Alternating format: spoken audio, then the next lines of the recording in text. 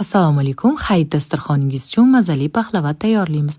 Idishimizga qaymoq, Kalyahdan 7 yogurtlarini solib, ustiga tuxum sarig'i hamda bir chimdim tuz solib, yaxshilab aralashtirib olamiz.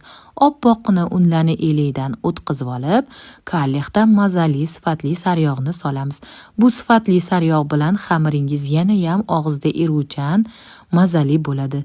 Bir xil holatga kelgach, ustiga razrixitel hamda yogurtli massani qo'shib, yumshoqqina xamir qorishimiz kerak bo'ladi. Zuvolalarni birini kattaroq, qolganlarini kichikroq qilib, ustini yopib sovutgichga yarim soatga jo'natamiz. Yong'oq, bargak, magiz hamda tuxum oq va shakarni qo'shib, yaxshilab bir xil bo'lgunicha aralashtirib olishimiz kerak bo'ladi. Stol ustiga unni yoyib, tingan katta xamirdan yoyishni boshlaymiz. Eng katta xamirni listga mo'ljallab yoyib olishimiz kerak. Yoygan xamirimizni listga yaxshilab to'g'rilab, chetlaridan devor chiqarib, nachinkani yarmini solib tekislaymiz. Qolgan xamirlarni ham ust-must yoyib, chetlarini yaxshilab yopishtirib, ikkinchi nachinkani solamiz qolgan yarmini.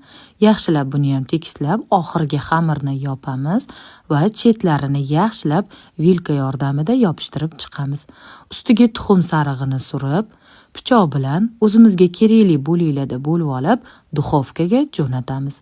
Qizib turgan duxovkada tillarang bo'lgunicha pishirib, ustiga issiqligida asal quyib, xandon pista sepib chiqamiz. Judayam mazali bu paxlavani bir marta bo'lsa ham tayyorlab ko'ring. Xamirlari og'izda eriydigan, ichi to'la yong'oq, mazali, barakali bu paxlavani